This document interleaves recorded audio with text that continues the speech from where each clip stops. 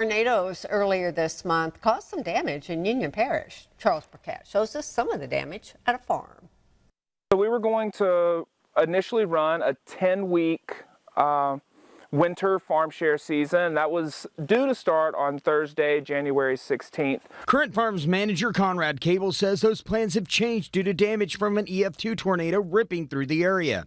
They are working on finding out the extent of the damage this week. Unfortunately, because all of our crops are covered and protected, because we're still dealing with these Arctic blasts, we haven't been able to evaluate the extents of the crop damage. We know the infrastructure loss that we faced, but it's been hard for us to assess the crop loss. At the time the tornado hit, his brother Caden Cable was on the phone with his father getting supplies at the hardware store. Coming back to the farm was emotional when he first saw the damage. I mean, it was heartbreaking. Like going down Pilgreen Road, there wasn't a single tree down. There was not a single leaf in the road.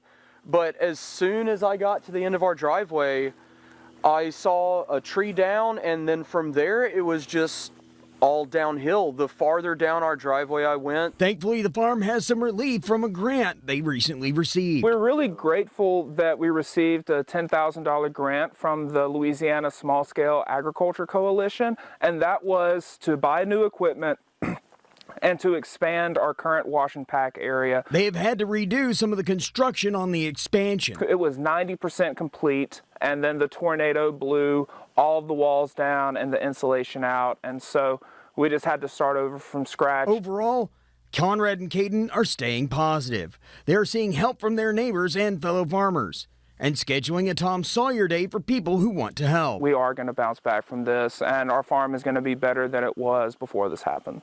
Yeah, we're bruised, but not out. They say another way to help is to head to local businesses and restaurants who carry their products. More information is on our website at knoe.com. In Union Parish, Charles Burkett, KNOE 8 News.